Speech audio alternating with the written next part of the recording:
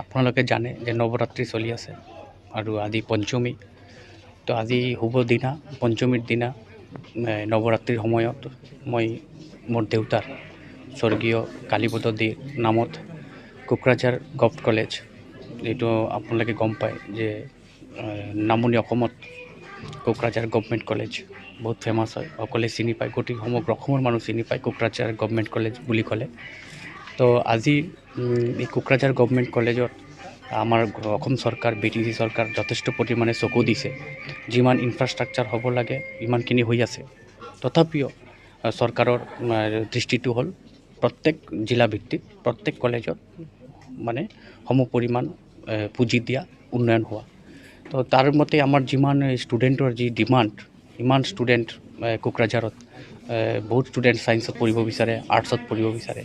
তো বহুত আমি দেখা পাইছোঁ যে ইনফ্ৰাষ্ট্ৰাকচাৰৰ কাৰণে মানে এডমিশ্যন ল'ব নোৱাৰে, যথেষ্ট পৰিমাণৰ ক্লাছৰুম নাই। তো চৰকাৰে চেংচন দিছে আৰু হৈ থাকিব। কিন্তু মোৰ বহুত আগৰ পৰাই এটা আশা আছিলে, এটা সপোন আছিলে যে দেউতাৰ নামত কোকৰাঝাৰ গভৰ্ণমেণ্ট কলেজত কিবা এটা মই তেখেতৰ মেমৰীৰ নামত কিবা এটা মই উপহাৰ দিম, যোনটো উপহাৰ নেকি সমাজত মানে আৰু প্ৰত্যেক ছাত্ৰ ছাত্ৰীক মানে কামত লাগিব। তো সেইমতে আজি কোকৰাঝাৰ কলেজৰ ছায়েন্স যিটো আমাৰ একাডেমিক বিল্ডিং আছে, এই ছায়েন্সৰ বিল্ডিঙৰ 3rd ফ্ল'ৰটো মই মোৰ দেউতাৰ নামত মই মানে তেখেতৰ মেমৰিত মই নিজাববীয়াকৈ মই মানে স্পন্সৰ কৰিছোঁ যে এই বিল্ডিংটো মই মানে নিজা পুঁজিৰে মই বনাই দিম।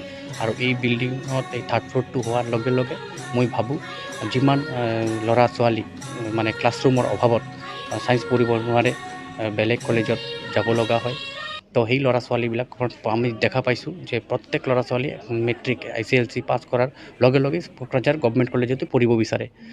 কোকৰাঝাৰ গভৰ্ণমেণ্ট কলেজত এডমিশ্যন নোপোৱাৰ পিছত কোনোবা কোকৰাঝাৰ ছায়েন্স কলেজত যায়, কোনোবা কমাৰ্চ কলেজত যায়, বা বিভিন্ন ক'ৰবাত যায়। তো আগতে ফাৰ্ষ্ট প্ৰায়ৰিটি কোকৰাঝাৰ গভৰ্ণমেণ্ট কলেজতেই লয় ল'ৰা ছোৱালীবিলাক। সেইকাৰণে মই ভাবোঁ যে এটা বছৰৰ ভিতৰত এই বিল্ডিংটো কমপ্লিট কৰি দি সেই ল'ৰা ছোৱালীবিলাক যাতে বাহিৰত যাব নলগা হয়, ভালকৈ পঢ়িব পাৰে আৰু কোকৰাঝাৰ কলেজো উপকৃত হয় আৰু অহা দিনত আমাৰ আগন্তুক মানে যুৱ প্ৰজন্মৰ ল'ৰা ছোৱালীবিলাকো যাতে মানে পঢ়া শুনা ভালকৈ কৰিব পাৰে।